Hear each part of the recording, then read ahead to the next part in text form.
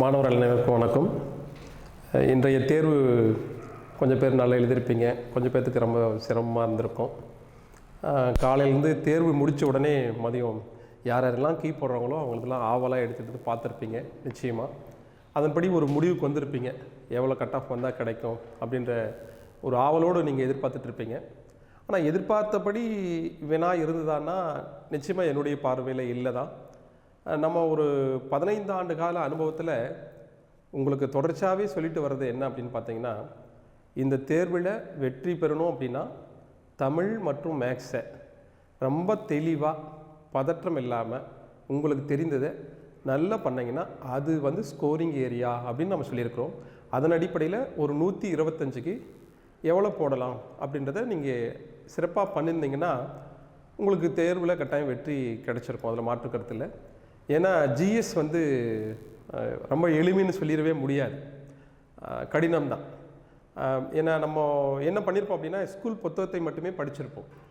இந்த வினா ஸ்கூல் புத்தகத்தையும் தாண்டி தான் வெளியில் கேள்விகள் வந்திருக்கு. அதனால் சில பேருக்கு கொஞ்சம் அதிர்ச்சியும் கூட இருந்திருக்கும். நிறைய பேர் ஒரு 150 170 எல்லாம் போடலான்லாம் ஆவலாக இருந்திருப்பீங்க. போட முடியாமல் சூழலும் இருக்குது. அப்படின்னா கட் ஆஃப் குறையிறதுக்கான வாய்ப்புகள் தான் இருக்கும். நேற்றைய காணொலியிலே நான் சொல்லியிருப்பேன், கட்டாயம் பெரிய அளவுக்கு கட் ஆஃப் எல்லாம் பயங்கரமாக ரீச் ஆகாது. ஒரு 150 வரை போட்டாவே உங்களுக்கு கிடைக்கிறதுக்கான வாய்ப்புகள் இருக்கும் அப்படின்றது நேற்றே சொன்னோம். அதே போல் நேற்று காணொலியில் கூட நான் என்ன சொன்னேன்னா, தமிழ் மேக்ஸை நல்லா தெளிவாக பண்ணுங்கள் அப்படின்னு உங்களுக்கு சொல்லியிருந்தேன். இன்றைய வினாத்தால் நான் பார்க்குறப்போ தமிழை நல்லா சிறப்பாக பண்ணியிருக்கலாம், மேக்ஸையும் ரொம்ப ஈஸியாக இருந்துச்சு. ஏன்னா கடந்த குரூப் 4 நீங்கள் கம்பேர் பண்ணுறப்போ மேக்ஸ் ரொம்ப ஈஸியாக தான் இருந்தது. குரூப் 4ல் மேக்ஸ் ரொம்ப கடினமாக இருந்தது. அது இல்லாமல் 27 கொஷின் வச்சுட்டான். இதில் 25 தான் இருந்தது. 25க்கு 25 போடுற மாதிரி தான் இருந்தது. அப்போது நல்லா ஸ்கோர் பண்ணியிருக்கலாம் மேக்ஸில். தமிழ் பார்த்தீங்கன்னா நிச்சயமாக சில பேர்த்துக்கெலாம் ரொம்ப அதிர்ச்சியாக தான் இருந்திருக்கும். ஏன்னு பார்த்தா புது சமச்சீர் கல்வி புத்தகத்தை நிறைய பேர் ரொம்ப தரவாக படிச்சிருப்பீங்க. எப்படி வந்தாலும் ரொம்ப சிறப்பாக பண்ணிடலான்ற ஒரு எதிர்பார்ப்பில் இருந்திருப்பீங்க. பல்வேறு பயிற்சி மையத்தினுடைய வினாத்தாலையும் நீங்கள் அப்படி தான் அப்ரோச் பண்ணியிருப்பீங்க. நம்ம ஆரம்பத்துலேருந்தே சொல்லியிருக்கிறோம். ஏன்னா கடந்த குரூப் 4 தேர்விலே பழைய சமச்சீர் கல்வி புத்தகத்துலேருந்து நிறைய வினாக்கள் எடுத்துட்டாங்க தமிழில். அதனால் பழைய சமச்சீர் கல்வியும் உடனே சேர்ந்து தான் படிக்கணும் அப்படின்றத உங்களுக்கு நாம் சொல்லியிருக்கிறோம். இந்த முறை பழைய சமச்சீர் கல்வியில் ஒரு 50% கொஷின் அப்படியே வந்திருக்கு. உண்மையிலேயே அந்த பார்த்தா இப்போ எடுத்த கொஷின் பேப்பர் மாதிரி எனக்கு ஒரு ஐடியாவே இல்லை. ஒருவேளை பழைய கொஷின் பேப்பரே அப்படியே கொடுத்துருப்பாங்களா அப்படின்ற மாதிரியெல்லாம் ஒரு கேள்வி எழுந்தது. ஆனால் அப்படி இல்லை. அந்த வினாத்தாள் பழைய சமச்சீர் கல்வி புத்தகத்துலேருந்து அப்படியே எடுத்திருக்காங்க, நிறைய இருக்குது. இந்த வினாவை பொறுத்தளவில் நம்ம பயிற்சி மைய மாணவர்கள் ஒரு 95 வினாக்களுக்கு சரியாக மதிப்பளிச்சிடலாம், நிச்சயமாக பண்ண முடியும். ரொம்ப எளிமைன்னு சொல்லிட முடியாது. எப்படி 95 பண்ணியிருக்க முடியும்னா, நாங்கள் வைச்ச இந்த தேர்வை முழுமையாக பயிற்சி பெற்றிருக்கணும், வகுப்பு அட்டன் பண்ணியிருக்கணும். அது இல்லாமல் நம்ம ஒரு தமிழ் புத்தகம் ஒன்று கொடுத்தோம் இல்லையா, தமிழ் புத்தகத்தில் நிறைய வினாக்கள் அப்படியே இடம்பெற்றிருக்கு. நம்ம வழங்கிய தமிழ் புத்தகத்திலேருந்து ஒரு 76 வினாக்கள், 76லேருந்து 80 வினாக்கள் அப்படியே இருக்குது, வேறு எங்கேயும் இல்லை. அதெல்லாம் என்ன அப்படின்னா, நம்ம தமிழ் புத்தகத்தை எப்படி வடிவமைச்சோம் அப்படின்னு பார்த்தீங்கன்னா, பழைய சமச்சீர் கல்வி புத்தகம் ஒரு பார்ட்டாகவும் புது சமச்சீர் கல்வி புத்தகம் ஒரு பார்ட்டாகவும் 2 சமச்சீர் கல்வி புத்தகத்தையும் சேர்ந்து ஒரே ஒரு புத்தகமாக போட்டிருந்தோம். அந்த புத்தகத்தை மட்டுமே படிச்சிருந்தீங்கன்னா ஒரு 80 வினாக்கள் அசால்ட்டாக போட்டிருக்க முடியும். பரவாயில்ல, நிறைய பேர் ஓரளவுக்கு பண்ணியிருக்கிறதுக்கான வாய்ப்புகள் இருக்குது. ஆனால் அந்த தேர்வில் சில பேர் எனக்கு தெரிஞ்சு என்னென்னா தப்பு பண்ணிட்டாங்க அப்படின்னு பார்த்தீங்கன்னா, அப்ளிகேஷன் போடும் பொழுது நாங்கள் ஏற்கனவே ரொம்ப அட்வைஸ் பண்ணியிருக்கோம். ஒவ்வொரு முறையும் இந்த கம்ப்யூட்டர் சென்டர்காரங்கிட்ட போடும்போது நீங்கள் போட்ட டேட்டாஸ்லாம் கரெக்டாக இருக்கா பிரிண்ட் அவுட் எடுத்து பார்த்து அதுக்கப்புறம் மீண்டும் சப்மிட் கொடுங்க அப்படின்னு சொல்லியிருக்கோம். அப்படியே தவறுகள் இருந்தாலும் திருத்துவதற்கு டிஎன்பிசி ஒரு டைம் கொடுத்துருந்தாங்க. அதையும் நீங்கள் பார்த்து திருத்திருக்கலாம். சில மாணவர்கள், நம்ம மாணவர்களே போய் தேர்வுத்தாளில் உட்காந்து கொஷின் பேப்பரை வாங்குறப்போ இவங்க ஜென்ரல் தமிழ் படித்து பயிற்சி எழுத்திருக்காங்க, ஆனால் அங்கே ஜென்ரல் இங்கிலீஷ் கொஷின் பேப்பர் கொடுத்துருக்காங்க. மிகப்பெரிய ஒரு பேர் அதிர்ச்சி அவங்களுக்கு. அந்த 3 மணி நேரம் அவங்களுக்கு ரொம்ப வேதனையாக தான் இருந்திருக்கும். ஏன்னா ஒரு ஓராண்டு காலம் அவங்க பயிற்சி எடுத்திருக்காங்க. கடந்த குரூப் 4க்கு முன்னே படிச்சிருக்காங்க. குரூப் 4ல் தமிழில் ரொம்ப சிறப்பாக பண்ணாங்க. இப்போ குரூப் 2க்கும் தமிழை நல்ல 90க்கு மேலே பண்ணியிருக்க முடியும். ஆனால் அவங்க எதிர்பார்த்த தாள் அவங்களுக்கு அமையலை. காரணம் அவங்களுடைய கவனக்குறைவு தான். அது அப்ளை பண்ணுறப்பே அதை நீங்கள் சரியாக பார்த்துக்கணும். இந்த மாதிரி பல பேர் இன்றைக்கி புலம்பிட்டு இருந்தாங்க. அதை கடந்து இன்னொரு என்ன தப்பு பண்ணாங்க அப்படின்னு பார்த்தீங்கன்னா, நாங்கள் ஒவ்வொரு முறையும் தேர்வில் என்னென்ன தப்பு பண்ணுவீங்கன்னு முன்னாடியே சுட்டி காட்டியிருக்கோம். நீங்கள் நிறைய கொஷின் பேப்பருக்கு ஒட்டு மொத்தமாக குறித்து வச்சுட்டு ஓஎம்ஆர் ஷீட்டில் ஆன்சர் பண்ணக்கூடாது, அது தப்பு நேரிடும். ஒரு 5 கொஷினுக்கும் ஆன்சர் பண்ணிவிட்டு உடனே ஓஎம்ஆர் ஷீட்டில் ரஃப் பண்ணிடணும் அப்படின்னு சொல்லியிருக்கோம். அப்படி சிலர் பண்ணாதனால என்ன தப்பு நடந்துச்சுன்னா, ஒரு 100 கொஷினுக்கு மொத்தமாக ஆன்சர் டிக் பண்ணி வைக்கிறது. அப்போ என்ன பண்ணாங்க அப்படின்னு பார்த்தா, 101 போய் ரஃப் பண்ணுறதுக்கு பதிலாக 102லேருந்து தொடர்ச்சியாக தமிழ் ரஃப் பண்ணி வந்துட்டாங்க. ஒரு 15 கொஷினுக்கு மேலே. அப்போ ஸ்டார்ட் பண்ணுறது 101 ஸ்டார்ட் பண்ணியிருக்கணும், 102லேருந்து ஸ்டார்ட் பண்ணிட்டாங்க. அங்கேயே அவங்களுக்கு அவ்வளோதான் முடிஞ்சிச்சு அப்படின்னு ஒரு முடிவு பண்ணிட்டாங்க. இந்த மாதிரிலாம் தவறுகள் தொடர்ச்சியாக நடக்கக்கூடியதான். இதெல்லாம் தவிர்த்துருக்கலாம். இனி வரும் காலங்களிலாவது சரியாக கொஞ்சம் அந்த மாதிரியான கவனக்குறைவாக பண்ணுறதெல்லாம் கொஞ்சம் பார்த்துக்குங்க. அடுத்த தேர்வு விரைவாக கால்பட் பண்ணிடுவாங்க. இன்றைக்கி கூட டிஎன்பிசி சேர்மன் சொல்லியிருக்காங்க, உடனடியாக அது ரிசல்ட்டு விட்டுருவோம், 2-3 மாதங்களுக்குள்ளாகவே ரிசல்ட்டை விட்டுருவோம்னு சொல்லியிருக்காங்க. குரூப் 4 உடனே தேர்வு வந்துடும் அப்படின்ற மாதிரி, ரிசல்ட் வந்துடுன்ற மாதிரி சொல்லியிருக்காங்க. அதனால் நீங்கள் வந்து நல்ல ஓரளவுக்கு பண்ணியிருக்கீங்களா, மெயின்ஸுக்கு படிக்கிறதுக்கு இப்போயே ஆரம்பிச்சிருங்க. கட் ஆஃப் என்னன்றதை நாளைக்கு நம்ம கட்டாயம் சொல்லிடுவோம். அதே போல் நீங்கள் பார்த்தீங்கன்னா, கடந்த நிறைய காணொலியில் நாங்கள் என்ன சொல்லியிருக்கோம்னா, தமிழை நல்லா தரவாக படிங்க, தமிழை நல்லா தரவாக படிங்க அப்படின்னு சொல்லிகிட்டே இருக்கோம். நிறைய பேர் அதை வந்து தமிழை கான்சன்ட்ரேட் பண்ணாமல் ஜிஎஸ்க்கு நிறைய கான்சன்ட்ரேட் பண்ணியிருப்பீங்க. ஜிஎஸ் எல்லாம் கொஞ்சம் வெளியிலேருந்து தான் கேள்வி கேட்டாங்க, அதனால் கொஞ்சம் ஏமாற்றமாக இருக்குது. பரவாயில்ல, இனிமேலாவது என்ன நம்ம சொல்கிறோமோ அதை வந்து ஓரளவுக்கு ஃபாலோ பண்ணிங்கன்னா, தொடர்ச்சியாக பண்ணிங்கன்னா வெற்றி பெறுவது எளிது தான். ஏன்னா நாங்கள்லாம் ஒரு டிஎன்பிசி எக்ஸாமில் நான் ஒரு 7 எக்ஸாமை கிளியர் பண்ணியிருக்கேன். அந்த அனுபவத்தில் சொல்கிறேன், தமிழ் ரொம்ப பிரதானம். தமிழில் நான் இதுவரை ஒரு 97 கம்மியாக போட்டதே இல்லை. மேக்ஸில் அந்த மாதிரி தான் ரொம்ப நேராக வந்துடுவேன். அப்போ ஸ்கோரிங் ஏரியாவில் நம்ம ஸ்கோர் பண்ணிக்கணும். ஜிஎஸ்ன்றது கொஞ்சம் ரொம்ப வைடான ஏரியா, அதில் பண்ண முடியாது இல்லையா? அப்போது அதுக்கு தகுந்த மாதிரி தான் நம்ம பண்ணிக்கணும். அப்போ இனி வரும் காலங்களையாவது சரியாக பண்ணுங்கள். நீங்கள் நிறைய பேர் நல்லா பண்ணியிருப்பீங்க அப்படின்னு நான் நம்புகிறேன். நம்ம பழைய மாணவர்கள்லாம் ரொம்ப சிறப்பாக பண்ணியிருப்பீங்க. அடுத்து குரூப் 2 மெயின்ஸ்க்கு வந்து தயாராகிடுங்க. இன்றைக்கி நம்ம இப்போ பார்க்குறது ஆவலாக என்ன அப்படின்னா, எல்லாருமே 2 மணிக்கு 3 மணிக்குள்ளே போட்டுட்டாங்க, ஆனால் கான்ஜெக்ஷன்ட்டு மட்டும் போடலை அப்படின்ற நம்ம மாணவர்கள் வந்து ஒரு எதிர்பார்ப்பில் இருந்திருப்பீங்க. ஏன் அதை வந்து உடனடியாக நம்ம போடலைன்னா, நாம் இவ்வளோ நாளாக பயிற்சி அளித்ததும், நாம் கொடுத்த வினாத்தாள்களும் அதே போல் கொடுத்த நோட்ஸும், இந்த பயிற்சி மையத்தில் நம்ம பயன்படுத்தின அத்தனை யுத்திகளும் இந்த தேர்வில் பயனுள்ளதாக அமைஞ்சிச்சா அப்படின்னு ஒரு ஆய்வு பண்ணோம். அதை வந்து வெரிஃபை பண்ணோம். அதன் அடிப்படையில் இன்றைய வினாத்தால் நாம் கொடுக்கப்பட்டுள்ள புத்தகத்திலிருந்து 76லேருந்து 80 கொஷின் முழுக்க அப்படியே இருக்குது. அப்போ அதை பேஜ் நம்பரோடு உங்களுக்கு ப்ரூவ் பண்ணணும் இல்லையா? அதுக்காக தான் கொஞ்சம் காலதாமதமானது. உங்களுக்கு பேஜ் நம்பரோடு இப்போ நம்ம ப்ரூவ் பண்ண போகிறோம். இன்றைக்கு காலையிலே மேக்ஸுக்கு நம்ம போட்டுட்டோம், தமிழுக்கு மட்டும் இப்போ பார்க்க போகிறோம். ஜிஎஸ் வந்து நாளைக்கு கொடுக்கலாம், ஒன்றும் அவசரம் தேவையில்லை, பதற்றப்பட தேவையில்லை. பதற்றம் இல்லாமல் இன்றைக்கி தேர்வை நீங்கள் அட்டன் பண்ணியிருந்தீங்களா நிறைய கொஷினுக்கு சரியான ஆன்சர் அடிச்சிருக்க முடியும். ஏன்னா சில வினாக்கள் வந்து கொஞ்சம் யோசிக்கிற மாதிரி தான் இருந்தது. ரொம்ப நெருக்கடியாக யோசனை பண்ணியிருந்தீங்கன்னா தப்பு பண்ணியிருப்பீங்க. கிராஜுவலாக ரொம்ப கேஷுவலாக அதை அப்ரோச் பண்ணியிருந்தீங்களா ரொம்ப ஈஸியாக போட்டிருக்க முடியும். அதன் அடிப்படையில் தான் இருக்குது. வாங்க நம்ம இந்த தமிழுக்கான வினாக்கள் நம்ம பாடப்புத்தகத்தில் எங்கெங்கே இருக்குது அப்படின்றத நம்ம தெளிவாக பார்த்துடலாம். பாருங்கள், தமிழில் முதல் கேள்வி எப்பயுமே வழக்கமாக வந்து நம்மளுக்கு 1லேருந்து தான் தமிழ் கொடுத்துருப்பாங்க. இந்த மாதிரி 101 இருந்தது. நாங்கள் வந்து 2008 அதுக்கு முன்னே எக்ஸாம் எழுதுகிறோம். அப்போ வந்து தமிழ் வந்து 101 தான் இருந்தது. திடீர்னு ஒரு கொஞ்சம் காலத்துக்கு முன்னாடி வந்து 1லேருந்து ஆரம்பிச்சிட்டாங்க தமிழை. 101 ஜிஎஸ் இருக்கும். கடந்த முறை அப்படி தான் இருந்தது. இந்த முறை என்ன பண்ணிட்டாங்க, திடீர்னு 101 தமிழ் வந்துருச்சு, ஜிஎஸ் வந்து 1 இருக்குது. இது எப்போனாலும் மாற்றுவாங்க கட்டாயம். சரி, எதிர்பார்த்த ஒன்று தான். அதன் அடிப்படையில் இன்றைக்கி 101 தான் தமிழ் இருக்குது. அதன் அடிப்படையில் இன்றைக்கி நம்ம முதல் கேள்வியை பார்க்குற பாருங்கள். வேர் சொல்லை கண்டறிக. நைந்தான் அப்படின்றதுக்கான வேர் சொல்லை கண்டறிக அப்படின்னு சொல்லியிருக்காங்க. நஞ்சு அப்படின்னு வரவே வராது, நஞ்சன் அப்படின்ற வரவே வராது, 5 அப்படின்றது வரவே வராது, நைந்து அப்படின்றது நிச்சயமாக வரும். இதை பார்த்தாவே ஈஸியாக எலிமினேட் பண்ணிடலாம். 9. அப்போ நைந்தான் அப்படின்னா என்ன? இந்த நைன்னு பேசிக்கிட்டே இருக்குதான் நைந்தான் அப்படின்னு பேர். நைன்னு பேசிட்டே இருக்கிறான்ற சொல்கிறோம்ல அந்த வார்த்தை. அப்போ 9 அப்படின்றது தான் இதுக்கான வேர் சொல். அப்போது இதுக்கு சரியான ஆன்சர் பி ஆன்சர். சரி, இதுக்கு நம்ம தமிழ் புத்தகத்தில் நம்ம கான்ஜெக்ஷன் பயிற்சி மையத்தில் இருக்குதானா? இது இல்லை. ஆனால் அதுக்கான பொதுவான லாஜிக் கொடுத்துருக்கோம், அது கிடையாது. அதுக்கடுத்து படி என்னும் வேர் சொல்லின் தன்மை ஒருமை எதிர்காலம் காட்டும் வினைமுற்றை எழுதுக அப்படின்னு கேட்டிருக்காங்க. பாருங்க, அப்படின்னா தன்மை ஒருமை எதிர்காலம் இது 3ஐயும் காட்டுற மாதிரி இருக்கணும். இதனுடைய வேர் சொல்லுக்கு படி அப்படின்றது. படிக்கின்றேன் வரவே வராது, படிப்பேன் படிப்போம் வராது, படித்தேன் வராது, படிப்பேன் அப்படின்ற இந்த டி ஆன்சர் தான் வரும். பாருங்க, படிப்பேன் அப்படின்னா தன்மை ஒருமையை குறிக்குது, படிப்பேன் என்னது, எப்போனாலும் நான் படிப்பேன் அப்படின்ற எதிர்காலத்தை கொடுக்குது. அப்போ இந்த மூன்றையும் குறிக்கக்கூடியது எதுனா டி ஆன்சர். அப்போ படிப்பேன் என்பது தான் அதுக்கு சரியான ஆன்சர். அடுத்து 103 பாருங்க. சரியான பொருள் தரும் ஓரெழுத்து ஒரு மொழியை தேர்வு செய்க. இந்த ஓரெழுத்து ஒரு மொழிகள்லாம் ஒரு குறைவான எழுத்துக்கள் தான் இருக்குது. நம்ம புத்தகத்தில் தொடர்ச்சியாக கொடுத்துருக்குறோம். நம்ம காஞ்சி புத்தகத்தில் பக்கம் எண் வந்து 84 மற்றும் புதிய பக்கத்தில் இன்னொன்று 372வது பக்கம் தெளிவாக இருக்குது. மீ அப்படின்னா மேலே, வான் அப்படின்னு அர்த்தம். இதெல்லாம் மற்றதெல்லாம் பாருங்கள் சரியான பொருந்தி உள்ளதை தான் தேர்வு செய்ய சொல்கிறாங்க, மற்றதெல்லாம் தப்பு.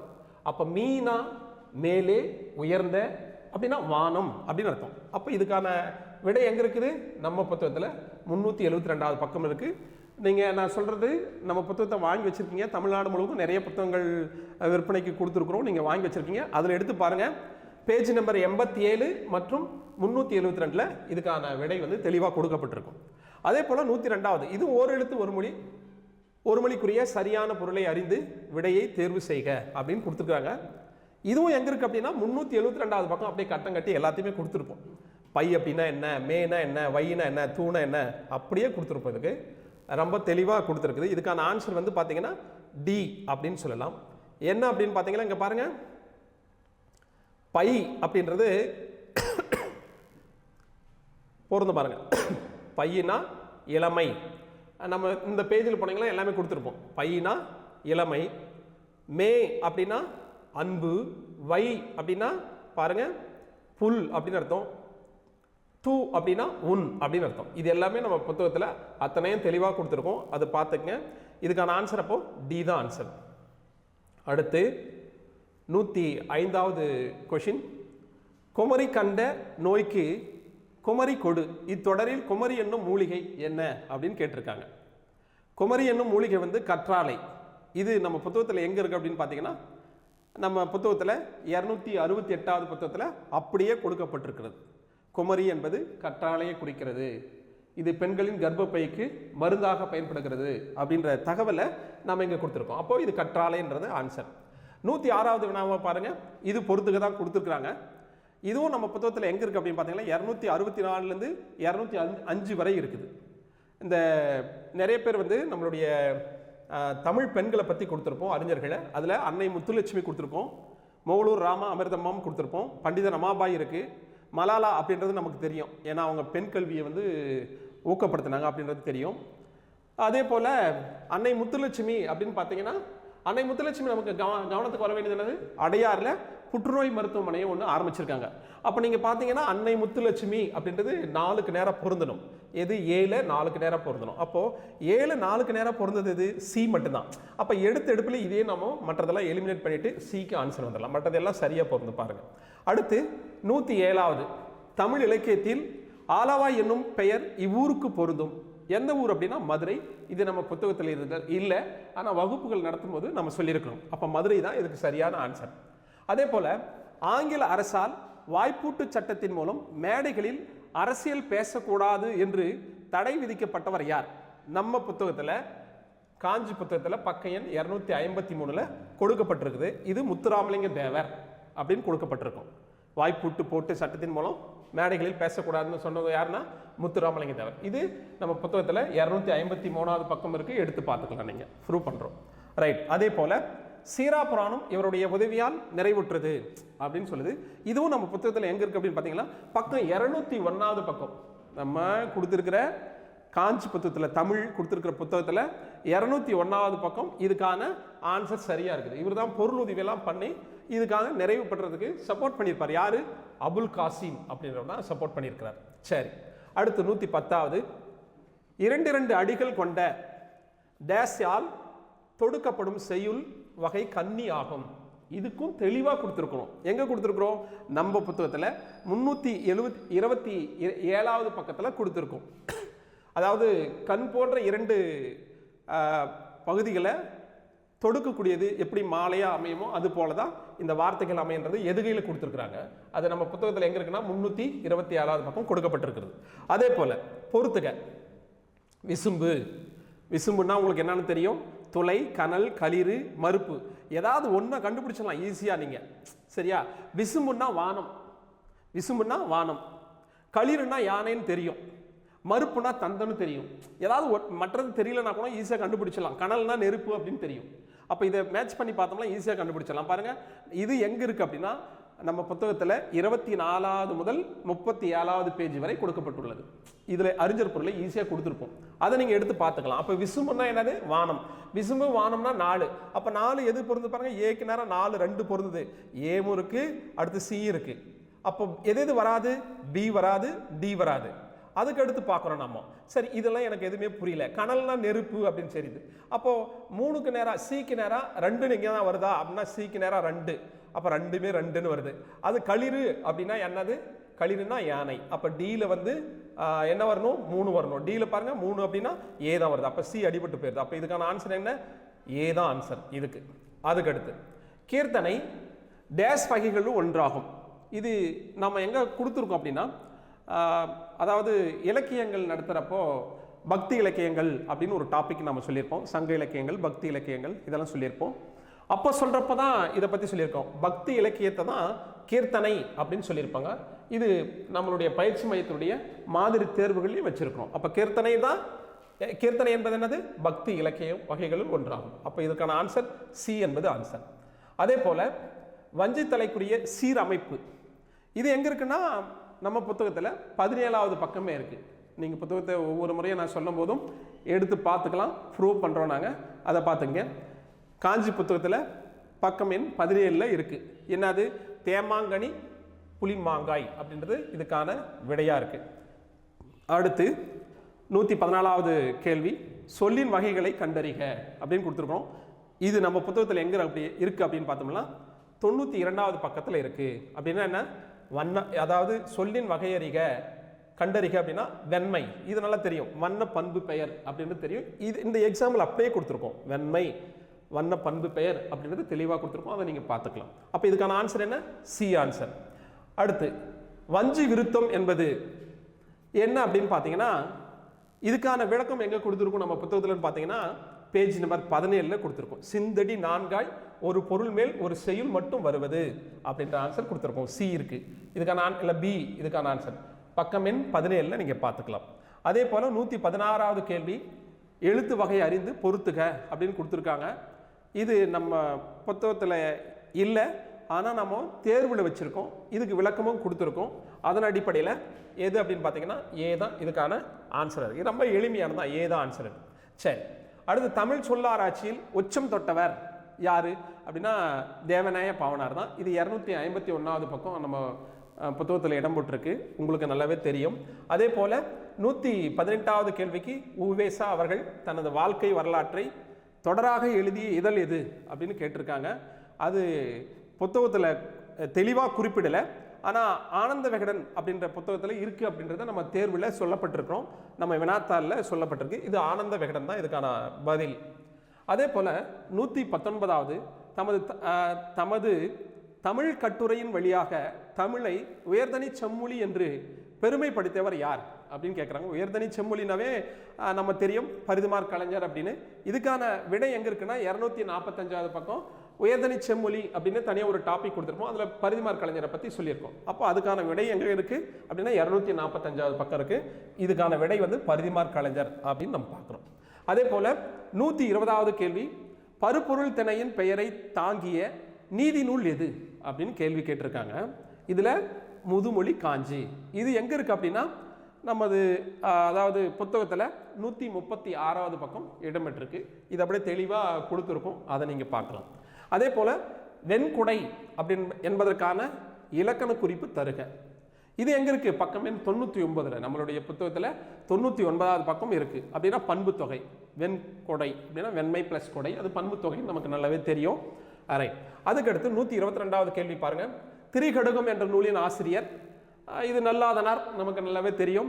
இதுக்கான பதில் எங்கே இருக்குது அப்படின்னா நம்ம காஞ்சி புத்தகத்தில் 136வது பக்கம் தெளிவாக கொடுக்கப்பட்டிருக்கு.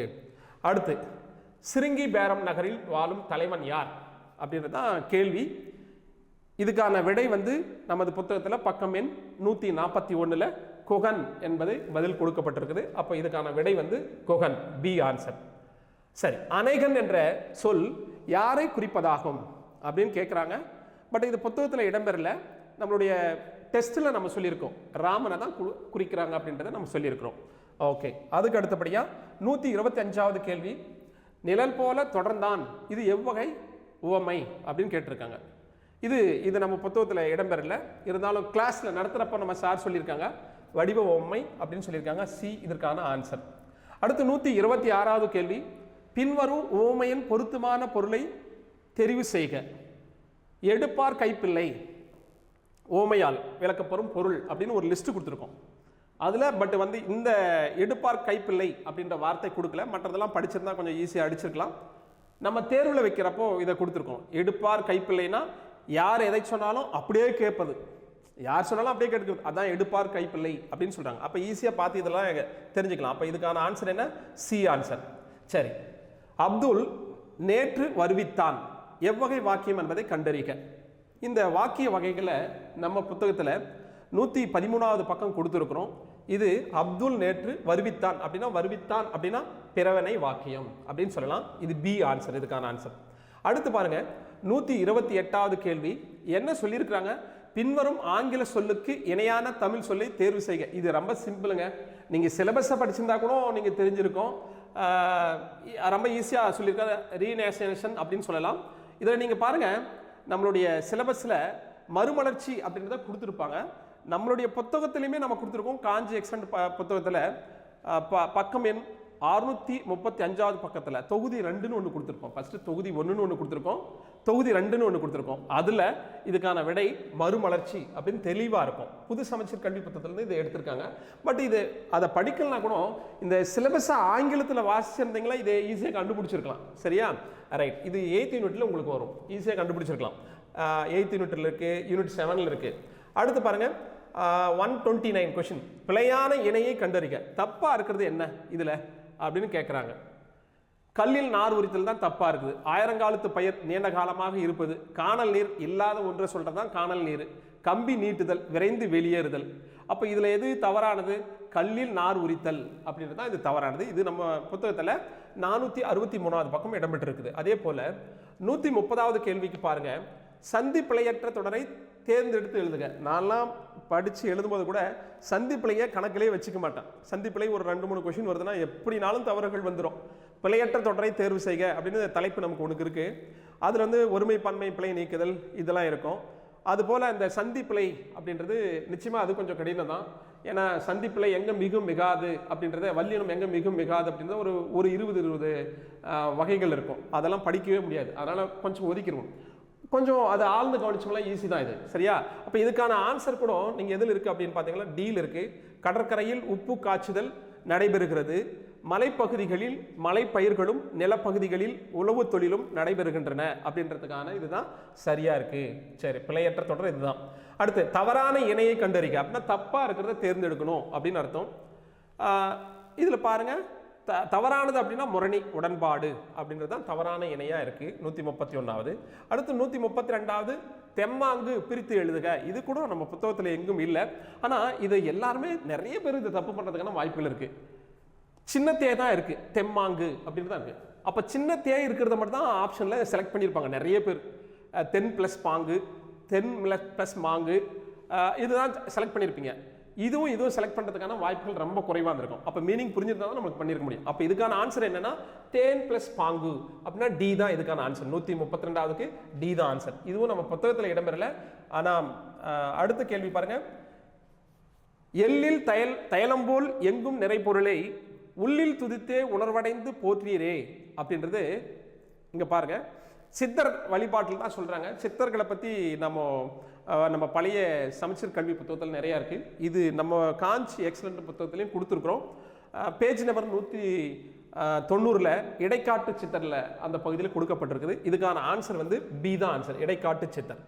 பாருங்கள், 134வது கொஸ்டின், திருப்பல்லாண்டு பாடியவர் அப்படின்னு சொல்கிறோம். திருப்பல்லாண்டு காஞ்சி புத்தகத்தில் 199வது பக்கம் இடம்பெற்றிருக்கு. பெரியாழ்வார் தான் சொல்லுவார். திருப்பல்லாண்டு பாடியவர் யாரு? பெரியாழ்வார். இது நம்ம புத்தகத்தில் தெளிவாக கொடுக்கப்பட்டிருக்குது. தர்மசேனர், அப்பர், வாசிகர் என்னும் பெயர்களை கொண்ட சைவ அடியார் யார் அப்படின்னு கேட்டிருக்காங்க. இதுவும் நம்ம புத்தகத்தில் 194வது பக்கம் இடம்பெற்றிருக்குது. திருநாவுக்கரசர் தான் அந்த மாதிரி சொல்லுவாங்க, அப்பர்னு சொல்லுவாங்க, தர்மசேனர்னு சொல்லுவாங்க, வாசிகர் அப்படின்னு சொல்றாங்க. அப்போ இதற்கான விடை வந்து திருநாவுக்கரசர், ஏ ஆன்சர்.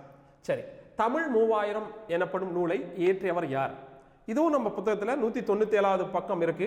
அது என்ன அப்படின்னு பார்த்தீங்கன்னா, திருமந்திரத்தை தான் தமிழ் 3000ன்னு சொல்லுவாங்க. அப்போ அந்த திருமந்திரத்தை எழுதுனது யாரு? திருமூலர். அப்போ அதுக்கான விடை டி தான் ஆன்சர்.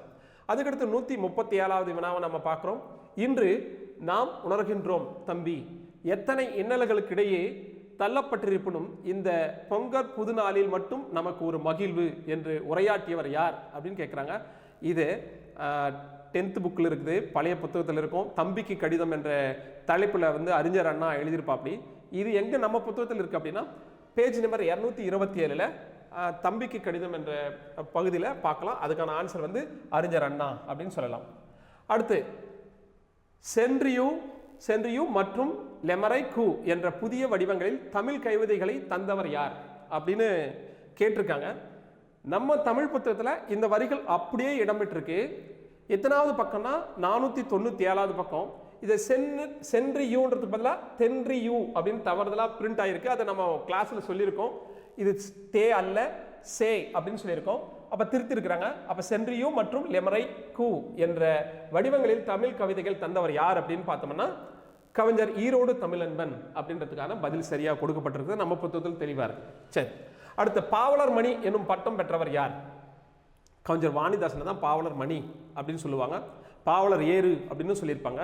அதில் எங்கே இருக்குது நம்ம புத்தகத்தில் அப்படின்னு பார்த்தோம்னா, 212வது பக்கம் இது இடம்பெற்றிருக்கு அப்படின்னு பார்க்கலாம்.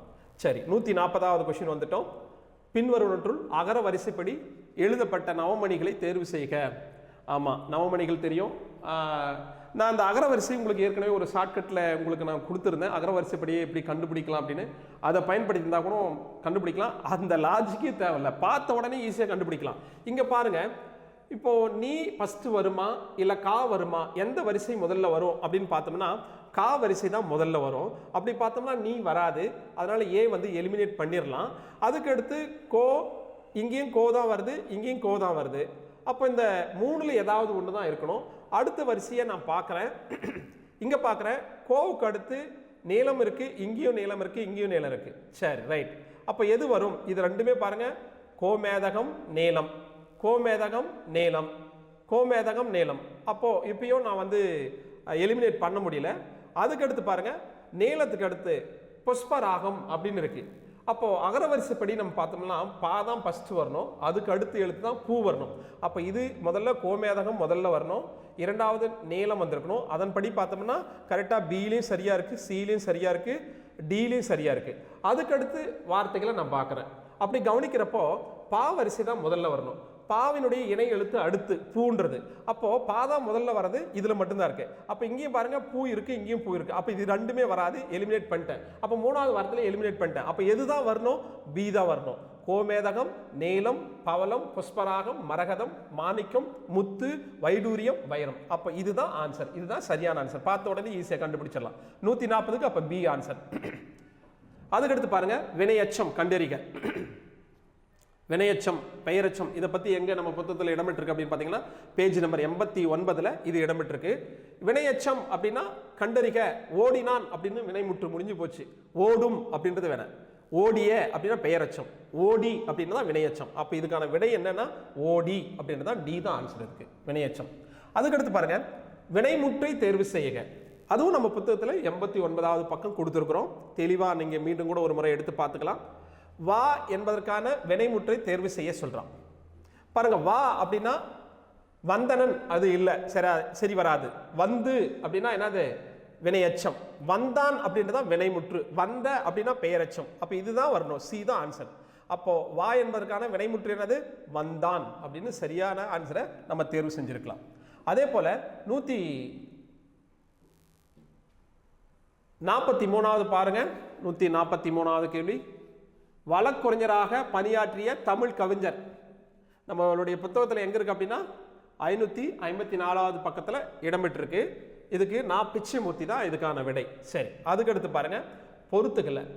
இதுவும் நீங்கள் காந்திய கவிஞர், உவமை கவிஞர், இதெல்லாம் ரொம்ப எளிமையானதான். காந்திய கவிஞர், அப்படின்னா நாமக்கல் கவிஞர் அப்படின்னு தெரியும். இதில் பார்த்தோம்னா காந்திய கவிஞர், இதில் பார்த்தோம்னா நாமக்கல் கவிஞர் தான் காந்திய கவிஞர்னு சொல்லுவாங்க.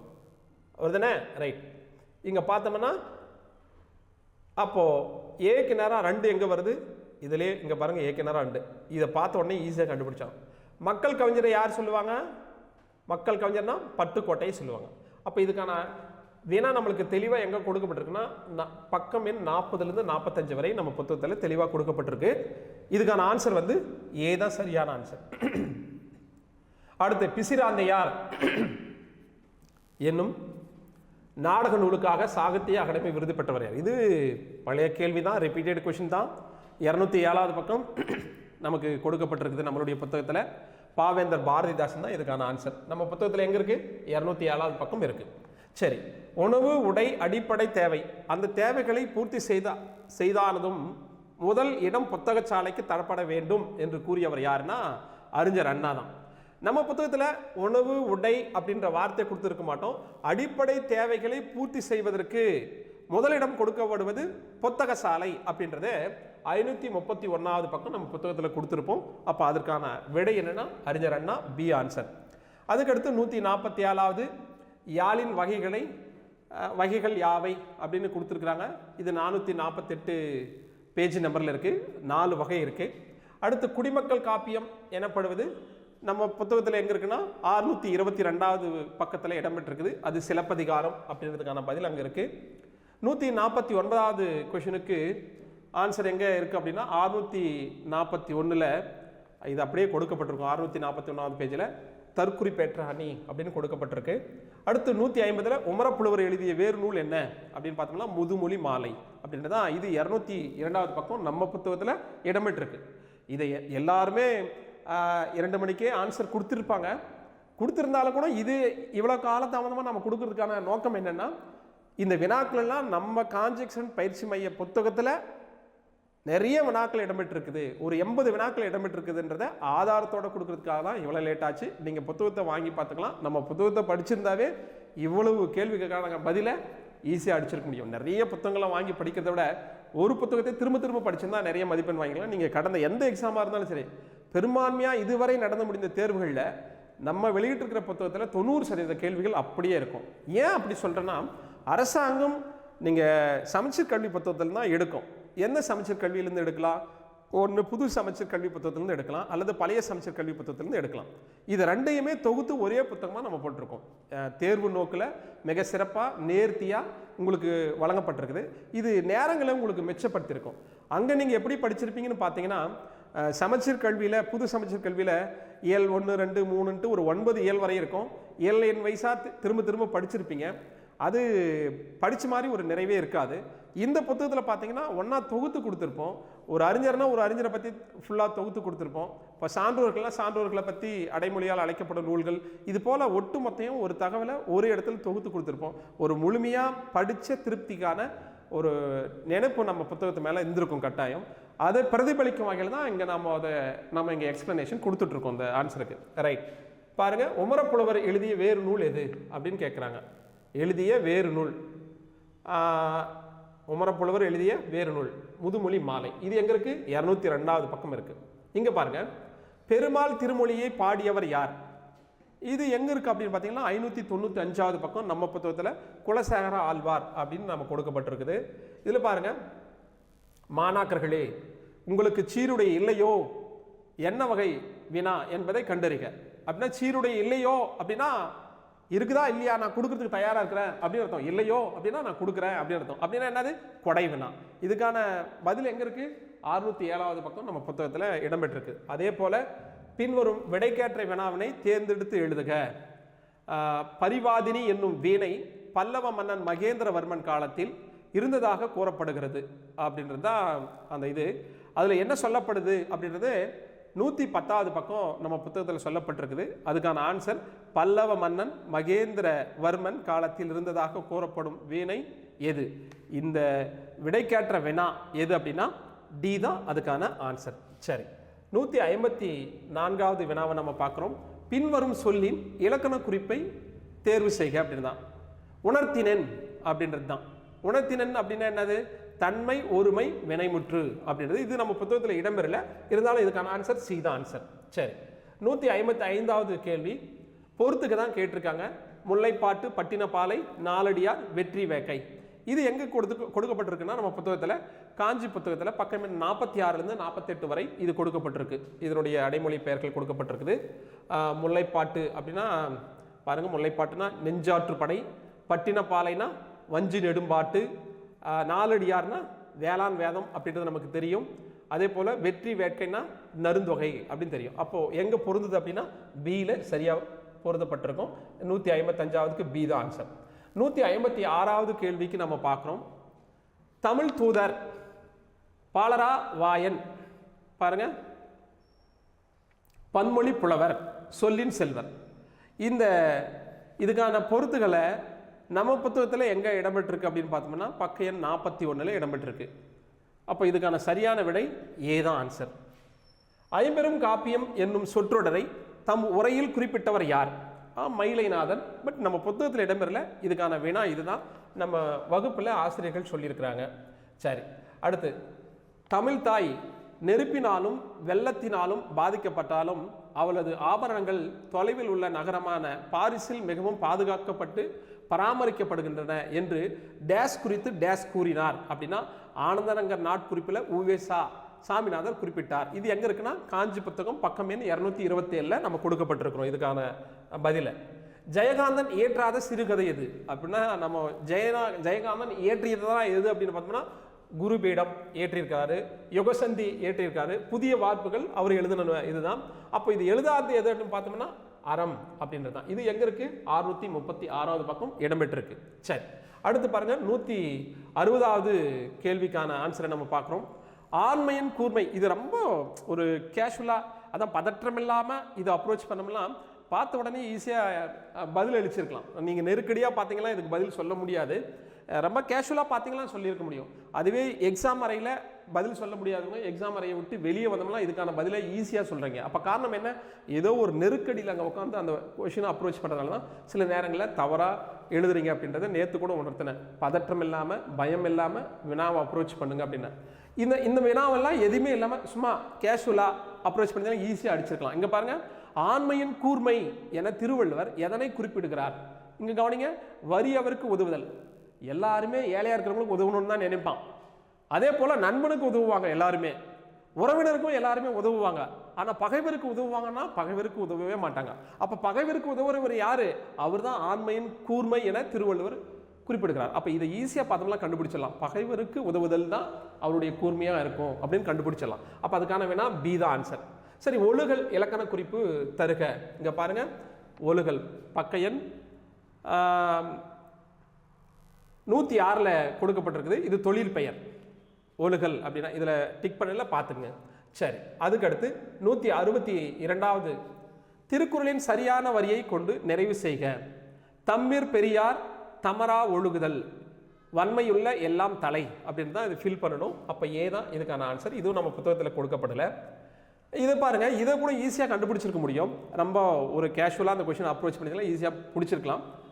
காரிகை கற்று கவி பாடுவதிலும் பேரிகை கொட்டி பிழைப்பதே மேல் அப்படின்னு சொல்றாங்க. அப்போ காரிகை கற்று கவி பாடுவதை விட பேரிகை கொட்டி பிழைப்பதே மேல். ஏன் அப்படின்னா இந்த காரிகை கற்று கவி பாடுவது அவ்வளவு கஷ்டமா. அப்போ கஷ்டம் இது, அதை விட இது ரொம்ப ஈஸி அப்படின்னு சொல்றாரு. அப்படின்னா என்ன தேர்ந்தெடுக்கலாம் பாருங்க. கவி பாடுவது, கவிதை எழுதுவது எளிது. எளிதா? இல்லை, படிக்கும் போதே எளிது இல்லைன்னு சொல்லிச்சு. அப்போ இது வரவே வராது. அடுத்து பாருங்க, கவிதை எழுதுவது அரிது. ஆமா, அதனால தான் கவிதை எழுதுவது ரொம்ப கடினம் தான் அரிதுன்னு சொல்லுது. அதை விட பேரிகை கொட்டி பிழைப்பதே மேலுது. அப்போ என்ன ஆன்சர் வந்திருக்கணும்? கவிதை எழுதுவது அரிது அப்படின்னு வந்திருக்கணும். அடுத்து பாருங்க, இதை கன்ஃபார்ம் பண்ணுறதுக்கு கவிதை எழுத காரிகை தேவையில்லை. காரிகை இருந்தால் தான் கவிதை எழுத முடியும், இல்லைன்னா பண்ண முடியாது இல்லையா? அடுத்து பேரிகை கொட்டினால் பிழைக்கலாம். இதெல்லாம் வரவே வராது, ஈஸியாக கண்டுபிடிச்சிடலாம். அப்போ ஒன்றுமே ஒரு லாஜிக்கே இல்லைன்னா கூட பார்த்த உடனே கண்டுபிடிச்சிடலாம். காரிகை கற்று கவி பாடுவதிலும் பேரிகை கொட்டியே பிழைப்பதே மேல் அப்படின்னா இது கஷ்டம், அதுதான் ஈஸின்னு அர்த்தம். அப்போ கவிதை எழுதுவது அரிது அப்படின்றது ஆன்சர் வந்திருக்கணும். அடுத்து பாருங்க, இதையும் ஈஸியாக கண்டுபிடிச்சிருக்கலாம். ஆகு பெயர் பயன்படுத்தப்படாத பழமொழியை தேர்வு செய்க. ஆகு பெயரை பயன்படுத்தப்படாத பழமொழியை தேர்வு செய்கன்னு சொல்றாங்க. 5இல் வளையாதது 50இல் வளையமா? இதில் ஆகு பெயர் பயன்படுத்தியிருக்காங்களா பயன்படுத்தலையா அப்படின்னு தான் நம்ம பார்க்கணும். 5 அப்படின்னா என்னது, ஒரு நம்பர் தான், ஆனால் 5 வயது மனிதரை குறிக்குதுன்னு அர்த்தம். நம்பர் தான், ஆனால் யாருக்கு ஆகி வருது, மனுஷனுக்கு ஆகி வருது.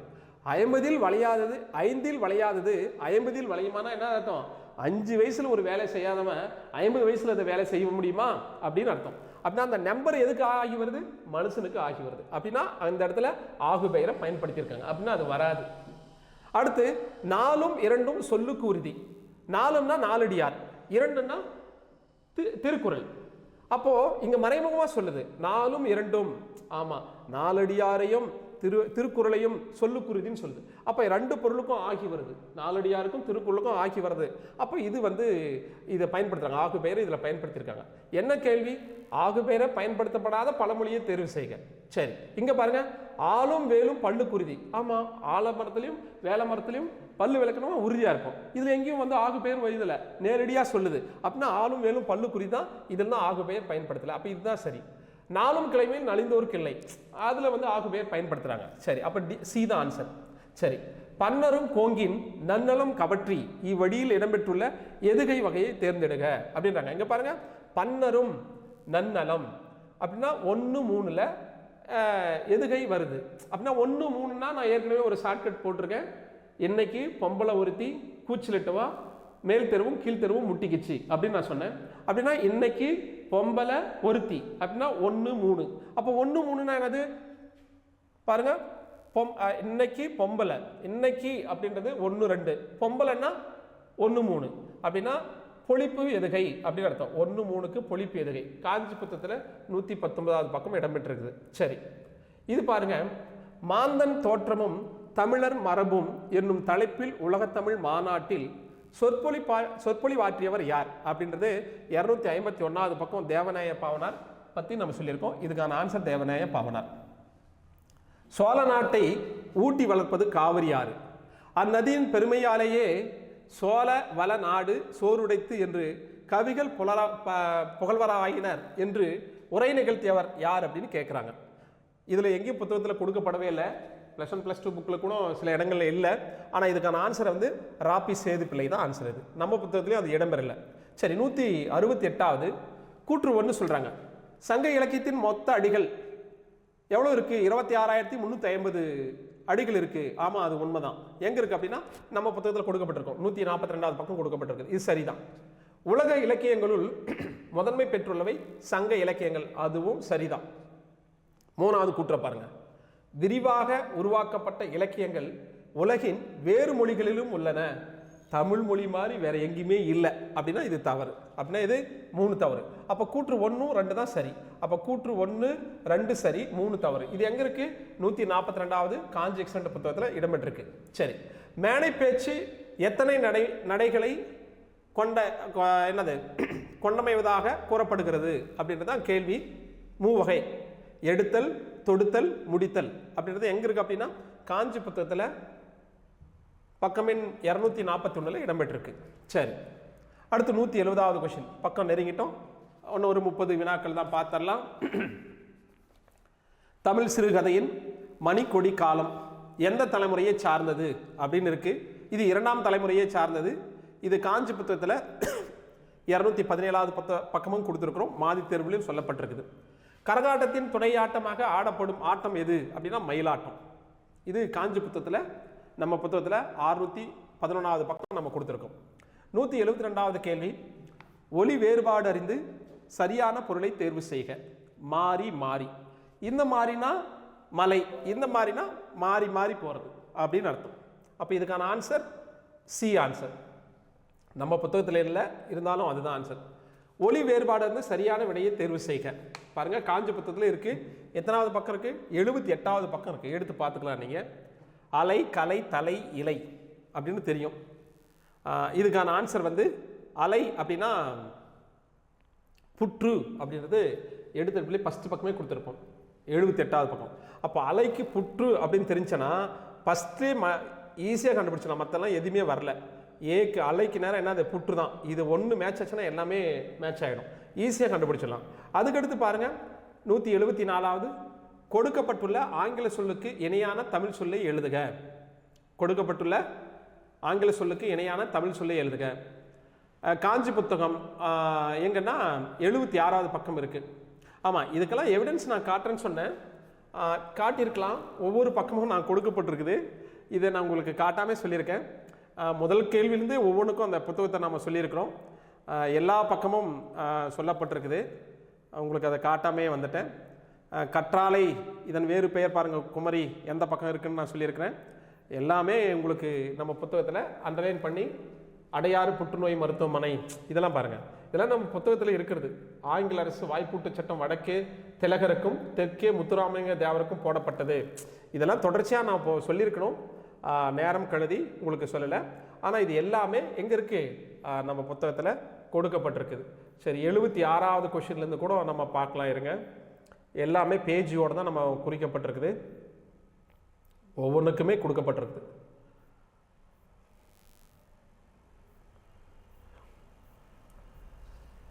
என்ன கேள்வின்னு இப்போ பார்த்துருவோம். கொடுக்கப்பட்டுள்ள ஆங்கில சொல்லுக்கு இணையான தமிழ் சொல்லை தேர்வு செய்க. டெலிகேட் அப்படின்றது நம்ம புத்தகத்தில் 76வது பக்கம் கொடுக்கப்பட்டிருக்கு. நம்ம புத்தகத்தில் 76வது பக்கம் பார்த்துருமா, 144, இது 113, 463 பார்த்துடலாம். 199, 194 எல்லாத்துக்குமான வினைய திருமந்திரம் வேறு பெயர் பாரு, திருமந்திர மாலை, தமிழ் 3000 எல்லாமே கொடுக்கப்பட்டிருக்கு. எல்லாமே உங்களுக்கு இங்கே கொடுக்கப்பட்டிருக்கு.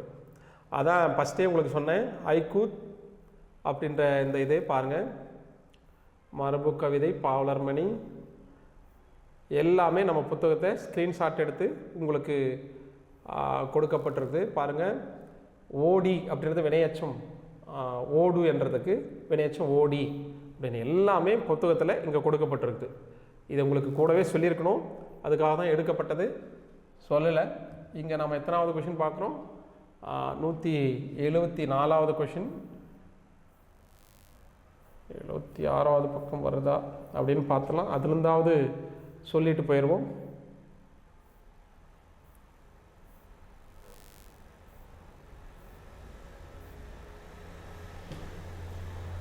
76வது பக்கம் சொல்லப்பட்டிருந்தால் நம்மளுக்கு ஈஸியாக கண்டுபிடிச்சிடலாம்.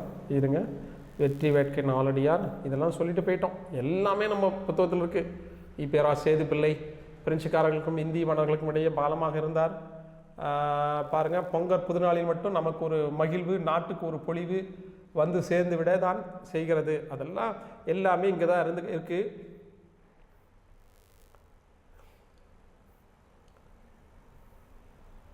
பாருங்கள், இவர் எழுதுனது ஜெயகாந்தன் எழுதாத நூலுன்னு ஒன்று கண்டுபிடிச்சோம். குருபீடம், யுகசந்தி, அதுக்கு அடுத்து வரக்கூடிய பக்கத்தில் அப்படியே தொடர்ச்சியாக இருக்குது. ஆகுபெயர்கள், ஆகுபெயர் நம்ம புத்தகத்தில் இருக்குது. பொழிப்பு எதுகையை பற்றி நம்ம சொன்னோம். பொழிப்பு எதுகை 251. சங்க இலக்கியங்கள், சங்க இலக்கியத்தில் பாருங்கள் நம்ம பார்த்தோம் 26,350 பாடல்கள்னு பார்த்தோம். நம்ம புத்தகத்தில் எங்கே இடம்பெற்றிருக்கு அப்படின்னு தெரியுது உங்களுக்கு. அடுத்து பாருங்கள், மேடை பேச்சானது எடுத்தல், தொடுத்தல், முடித்தல் என்ற பாணியில் அமைய வேண்டும் அப்படின்னு 3 வகையை நம்ம சொல்லியிருக்கோம். அடுத்து மணிக்கொடி காலம், எழுதப்பட்ட காலம் அப்படின்னு நம்ம சொல்லியிருக்கோம். இதுக்கான ஆன்சர் எல்லாமே இங்கே கரகாட்டத்தின் துணையாட்டமாக மயிலாட்டம் ஆடப்படுகிறது. இங்கே பாருங்கள் நம்ம கொடுக்கப்பட்டிருக்கிறது சொல்லியிருக்கணும். பாருங்கள், அலைன்னா புற்று, புற்று அப்படின்றது ஒன்று மேட்ச் பண்ணிங்கன்னா இது சொற்களின் ஒளி வேறுபாடு அப்படின்னு சொல்லப்பட்டிருக்குது. எல்லாமே புத்தகத்தில் இருக்குது. டெலிகேட்னா பாருங்கள், பேராளர், டெலிகேட் அப்படின்னு நம்ம கொடுத்துருக்கோம். அப்படியே தமிழ்லேயே கொடுத்துருக்கோம், ஆங்கிலத்திலும் கொடுத்துருக்காங்க, தமிழில். இது நம்ம புத்தகத்தில் அப்படியே இருக்குது. எத்தனாவது பக்கம் பாருங்கள், டெலிகேட் அப்படின்றது 572வது பக்கம். மனோன்மணியம் பாருங்கள், பாருங்கள் மனோன்மணியமாக எத்தனாவது கேள்விக்கு நாம் வந்திருக்கோம், இருட்டுற மொழிதல். சரி, 76வது பக்கம் வரணும். நான் மீண்டும் பார்த்துறேன் உங்களுக்கு. 76வது பக்கம் பார்ப்போம்.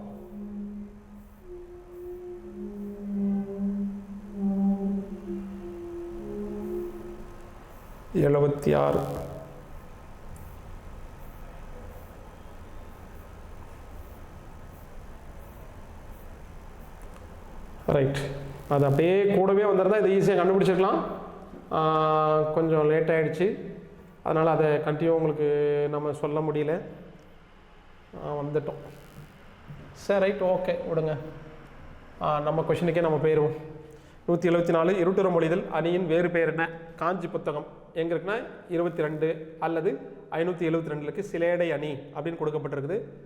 மனோன்மணியத்தின் வரும் கிளை கதைகள் சிவகாமியின் சரிதம் அப்படின்னு எங்கே இருக்குன்னா 185வது பக்கம் இடம்பெற்றிருக்கு. நம்ம புத்தகத்தில் நம்ம இவ்வளோ நேரம் பார்த்தோம். ரகசிய வழி என்ற நூலை தழுவிய சுந்தரனார் மனோன்மணியம் நாடகத்தை எழுதிய ஆண்டு அப்படின்னா நம்ம புத்தகத்தில் 1897 கொடுக்கப்பட்டிருக்கு. லிட்டன் பிரபு தான் அதை எழுதியிருப்போம். அப்படி அது மாற்றி தான் அப்படி எழுதியிருக்காங்க. அதுக்கு 1897 இருக்குது. பட் அந்த ஆன்சர் இல்லை. ஆனால் 1891 தான் இதுக்கான விடை. உலகம் நிலையற்றது என பாடிய சித்தர் யாருன்னா குதமை சித்தர். இது நம்ம புத்தகத்தில் இல்லை, இடம்பெறல. முறையான தொடர் அமைப்பின் வினையை குறிப்பிடுக. தமிழர்களின் தொன்மையை வேறு விளையாட்டு ஏறுதழுவுதல் அப்படின்றதான் இதுக்கு சரியானது. சொற்களை ஒழுங்குபடுத்தி சரியான குரல் வடிவம் உள்ள தொடரை தேர்வு செய்க. இதுவும் நம்ம இதில் புத்தகத்தில் இல்லை, ஆனால் டி தான் இதுக்கான ஆன்சர். அகர வரிசைப்படுத்தி எழுதியவற்றை தேர்வு செய்க அப்படின்னு கொடுத்துருக்காங்க. இதுக்கு ஏ தான் சரியான ஆன்சர். இது எங்கே இருக்குன்னா 90வது பக்கம் இருக்குது.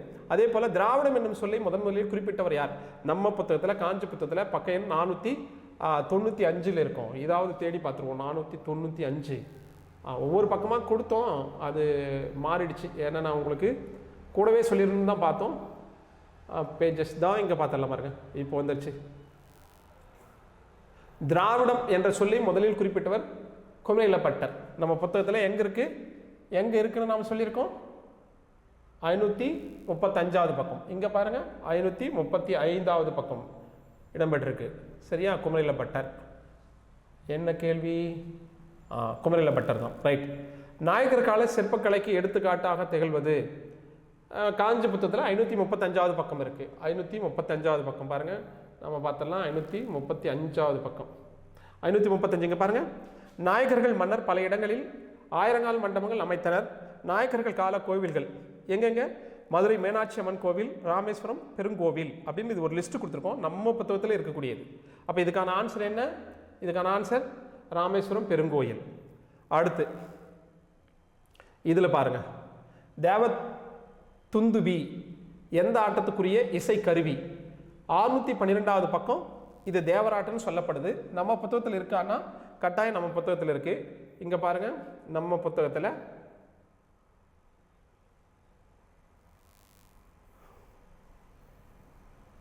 கொஞ்சம் மாற்றி எடுத்திருக்காங்க. அந்த பேஜில் நீங்கள் போனீங்கன்னா ஈஸியாக கண்டுபிடிச்சலாம். திகிலும் பூண்டும் கனிபொழியும் பார்த்தறேன், மாற்றி எடுத்து வச்சுருக்காங்க. சரி, அந்த பேஜில் இருக்குது. நீங்கள் நம்ம புத்தகத்தில் போயிட்டீங்களா இதுக்கான ஆன்சர் 612 தேவராட்டம் அப்படின்னு கொடுக்கப்பட்டிருக்கு. புலனை மூழ்கி ஒளியிடை உளவி அப்படின்ற இது எங்கே இருக்குது அப்படின்னா இந்த வரிகள் அப்படியே கொடுக்கப்பட்டிருக்கோம். பேரறிஞர் அண்ணா தான் சொல்லுவார். இதை நம்ம வச்சு தான் பார்க்கலாம் இருக்கும், நம்மளுக்கு கொடுக்கப்பட்டிருக்கோம். நீங்கள் பார்த்தீங்கன்னா இங்கே பாருங்கள், புலனடை மூழ்கி பொழிலிடை உளவி பொன்னின் இலையும் துகிலும் பூண்டும் கனிமொழி பேசு அண்ணா கடிதம் இதில் இருக்குது. 226வது பக்கம் நமக்கு கொடுக்கப்பட்டிருக்குது. ஒவ்வொன்றுக்குமே ஆதாரத்தோடு தான் நம்ம எடுத்து வச்சுருக்கோம். பட் ஒவ்வொன்றையும் ஆரம்பத்துலேருந்து காட்டில் பேஜ் நம்பர் கொடுத்துருக்கோம், நீங்கள் எடுத்து பார்த்துக்கலாம் நம்ம புத்தகத்தில். ரைட். அதுக்கு அடுத்தபடியாக பாருங்கள் 186வது கும்பகர்ணனை எழுப்பும் காட்சியை கண்முன் நிறுத்தும் சத்தம் எதுன்னு கேட்குறாங்க. உலக்கையால் மாறி மாறி இடிக்கும் ஒத்த ஓசை தான். அது நம்ம புத்தகத்தில் இடம்பெறல, இருந்தாலும் அதுக்கான ஆன்சர் தான். அடுத்து 187வது பின்வரும் பாடல் எந்த படிம வகையை சார்ந்தது என்பதை கண்டறிந்து சரியானவற்றை தேர்ந்தெடுக்க. மெய்ப்படிமம் அப்படின்னு தான், இதுவும் நம்ம புத்தகத்தில் இடம்பெறல. அடுத்து கலித்தொகையில் முல்லை தினக்குரிய பாடல்களை ஏற்றியவரை தெரிவு செய்க அப்படின்னு இருக்கு. இது சோழன் நல்லூர் திறன் அப்படின்றோம்னா இதுக்கு நம்ம வச்சு டெஸ்ட்டில் நம்ம தெளிவாக கொடுத்துருக்கோம், அது எக்ஸ்பிளனேஷன் கொடுத்துருக்கோம். அதுக்கு அடுத்து சிதவல் இச்சொல்லின் பொருள் என்ன அப்படின்னா இது +1 புத்தகத்தில் இருக்கு, தலைப்பாகை அப்படின்றது. அடுத்து 190வது கேள்வி, அழகிய குளிர்ந்த கடம்பவனத்தை விட்டு இறைவன் நீங்கினான் எவ்வகை வாக்கியம்? நீக்கினான் அப்படின்னா பிறை வாக்கியமா இருக்கலாம், நீங்கினான்னா அவரே நீங்கிறதுன அப்படின்னா தன்வினை வாக்கியம் இது. அடுத்து 191 எவ்வகை வாக்கியம் என கண்டறிக. நான் திடலில் ஓடினேன், இது தன்வினை வாக்கியம் தான், இதுவும் தன்வினை வாக்கியம். இது 113ஆம் பக்கம் கொடுத்துருக்கோம். அடுத்து 192வது கேள்வி பாருங்க, பின்வரும் தொடர் எவ்வகை தொடர் என கண்டறிந்து சரியானவற்றை தெரிவு செய்க. பக்கம் என்ன இதில் இருக்கு? 114ல் இருக்கு. குமரன் மலையில் நனையாமல் இல்லை அப்படின்னா என்னது? பொருள் மாறா எதிர்மறை தொடர். இதுக்கான ஆன்சர் 114 நம்ம புத்தகத்தில் இடம்பெற்றிருக்கு. அதே போல் 193 கொஷினில் கொடுக்கப்பட்டுள்ள வேர் சொல்லின் வினையால் அணையும் பெயரை கண்டு எழுதுக. வினையால் அணையும் பெயர் காஞ்சி புத்தகத்தில் 89வது பக்கம் கொடுக்கப்பட்டிருக்குது. 89வது பக்கம் கொடுக்கப்பட்டிருக்குதா நம்ம பார்க்கலாம் இருங்க. வினையால் அணையும் பெயர் இங்கே கொடுக்கப்பட்டிருக்கு. இது இந்த லிஸ்ட்டில் பார்த்தீங்கன்னா கொடுக்கப்பட்டிருக்கு. அப்போது அரைந்தவர், அரைனா அரைந்தவர் தான் வினையால் அணையும் பெயர். இவற்றுள் எது தவறான இணை எதிர் சொல்லை தேர்வு செய்க. நீங்கள் பார்க்கலாம் இரவு பகல் இது சரியானது தானே தவறானது தானே கேட்குறாங்க. தம்மை வெம்மை அப்படின்னா தம்மைனா குளிர்ச்சி, வெம்மைனா சூடுன்னு அர்த்தம். விருப்பு வெறுப்பு, அகலாது அணுகாதுன்னு வரணும். ஆனால் இங்கே என்ன இருக்குது, அகலாது போகாதுன்னு இருக்குது. அப்போ இதுதான் தவறு. பி தான் ஆன்சர் இதுக்கானது. அடுத்து சரியாக பிரித்து எழுதப்பட்ட சொல்லை தேர்வு செய்க. அஞ்சலோதி அப்படின்னா இது 12வது ஓல்டு புத்தகத்தில் இருக்குது. அம் ப்ளஸ் சில ப்ளஸ் ஓதி, இது டி தான் ஆன்சர். அடுத்து 196வது கேள்விக்கான பதில் நம்ம பார்க்குறோம். இதுவும் நம்ம புத்தகத்தில் கிடையாது, 12வது புத்தகத்தில் ஓல்டு புக்கில் இருக்குது. பின்வரும் சொல்லின் சரியான பிரித்தெழுது முறையை எடுத்து எழுதுக. உன் பொதிய விழா அப்படின்னா இதுக்கான சரி உன் ப்ளஸ் பொதிய ப்ளஸ் விழா தான் இதுக்கு சரியான ஆன்சர். அடுத்து 197 கீழ்கண்டவற்றில் திருவிக்கா எழுதாத நூல் இது. நம்ம புத்தகத்தில் பக்கம் 271 திருவிக்கா எழுதாத நூல் பாருங்கள். திருவிக்கா அப்படின்னு இருக்குது. தமிழ் சோலைன்ற நூலை எழுதியிருக்கிறாரு. சைவத்திரவுன்னு எழுதியிருக்கிறாரு. நாயன்மார் வரலாறுன்றதை எழுதியிருக்கிறாரு. அப்போது இதில் என்னென்ன இருக்குது பாருங்கள். சைவத்திரவு இருக்குது, நாயன்மார் வரலாறு இருக்குது, தமிழ் சோலையில் இருக்குது. அப்போ என்னது, மனுமுறை கண்ட வாசகம், இது நம்ம புத்தகத்தில் இடம்பெற்றிருக்கு. அதே போல் விளக்குகள் பல தந்த ஒளி என்னும் நூலை இயற்றியவர் யார். நம்ம இது எந்த புத்தகத்திலுமே இல்லை, 5வது புக்கில் இருக்குது. 5வது புக்கில் இதில் பி தான் ஆன்சர். அடுத்து 199 உலகளாவிய தமிழர்கள் சிறப்பு பெருமையும் புலம்பெயர்ந்த தமிழர்கள் பற்றி முதல் புதினம் எது. இது புயலிலே ஒரு தோணி அப்படின்ற இதில் தான் இருக்குது. காஞ்சி புத்தகத்தில் 580வது பக்கம் பார்க்கலாம். 580 நம்ம பார்க்கலாம். காஞ்சி புத்தகத்தில் பாருங்கள், புயலிலே ஒரு தோணி, புலம்பெயர்ந்த தமிழர்கள் பற்றி முதல் புதினம், புயலிலே ஒரு தோணி, எங்கே 580வது பக்கம். இந்த மாதிரி ஒவ்வொரு வினாவுக்கான விடையும் நம்ம புத்தகத்தில் முழுமையாக இடம்பெறுது. அது ஒவ்வொன்றும் ஆரம்பத்திலேருந்து நம்ம காட்டியிருந்தால் தெரிஞ்சிருக்கும். நீங்கள் அந்த பேஜ் நம்பரை வச்சு கண்டுபிடிச்சிக்கலாம். 200வது கேள்வி பாருங்கள். தமிழ் நாடக கலையின் பெர்னாட்ஷா என்று அறிஞர் அண்ணா யாரால் பாராட்டப்படுகிறார். இது கல்கி தான் சொல்கிறாரு. இது நம்ம புத்தகத்திலையும் இடம்பெறல, ஆனால் லெசன் நடத்துகிறப்போ சொல்லியிருக்கோம். இப்படி 200 கேள்விக்கு நம்ம எவ்வளோ வந்திருக்கு நம்ம புத்தகத்திலேருந்து, நம்ம காஞ்சி பயிற்சி மையத்திலேருந்து பார்த்தீங்கன்னா 76லேருந்து 80 கொஷின் வந்திருக்குது. அது என்ன சார் நீங்கள் சாலிடாக சொல்லப்பட்டுறீங்க, 76லேருந்து 80? 76 நேரடியாக இருக்குது. 80ன்றது அந்த 4 என்னென்னா அதுக்கான விளக்கங்களை கொடுத்துருக்காங்க. அந்த எடுத்துக்காட்டு நேரடியாக இல்லை. அப்போ அதுக்கான விளக்கத்தை நம்ம படிச்சோம்னா அதுக்கான ஆன்சர் அடிச்சிடலாம். அது அடிப்படையாக நம்ம வச்சு சொல்கிறோம். அப்போ 80 கொஷினுக்கான விடை நம்ம புத்தகத்தில், தமிழ் புத்தகத்தில் ரொம்ப தெளிவாக கொடுக்கப்பட்டிருக்குது. அப்போது இன்றைய வினா முழுக்க முழுக்க பழைய சமச்சீர் கல்வியில் நிறைய இடம்பெற்றிருக்கு.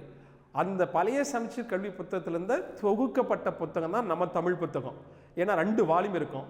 அதில் பழைய சமச்சீர் கல்வி புத்தகம் தொகுதி 1ன்னு இருக்கும், புது சமச்சீர் கல்வி புத்தகம் தொகுதி 2ன்னு இருக்கும். ரெண்டையும் ஒரே புக்காக போட்டு ஒரு 937 பேஜ் கொண்ட ஒரு புத்தகமாக வச்சுருக்கிறோம். அந்த புத்தகம் தான் உங்கள்கிட்ட நிறைய பேர்த்துக்கு விநியோகம் பண்ணியிருப்பாங்க நம்ம பயிற்சி மையத்திலேருந்து. அந்த ஒரு புத்தகத்தை மட்டும் படிச்சிருந்தா போதுமானது. மற்றொரு புத்தகம் வந்து 737 பேஜ் இருக்கும். அந்த புத்தகத்துலேயும் முழுக்க முழுக்க இடம்பெற்றிருக்கும். இந்த 2 புத்தகத்திலேருந்து எதுலேருந்து படிச்சிருந்தாலும் போதும். இந்த 737 பேஜ்லேருந்து தான் இப்போ நம்ம எடுத்து நம்ம சொல்லப்பட்டிருக்கிறது. 937 பேஜ்ன்றது உங்களுக்கு வெளியில் கொடுக்கல, அது கொஞ்சம் கூடுதலான தகவலாக இருக்குது. இந்த 737 பேஜ் கொண்ட புத்தகத்தில் தான் இப்போ நம்ம ஆதாரமாக எங்கெங்கே இருக்குது அப்படின்றத எடுத்து காட்டியிருக்கோம். நிறைய பேர் ஆன்லைனில் பர்ச்சேஸ் பண்ணியிருக்கிறீங்க. அவங்களுக்கு அந்த புத்தகம் ரொம்ப பயனுள்ளதாக இருந்திருக்கும். அவங்க எல்லாருமே ஒரு 80லேருந்து 90 கொஷினாக நம்ம போட்டிருப்பாங்க.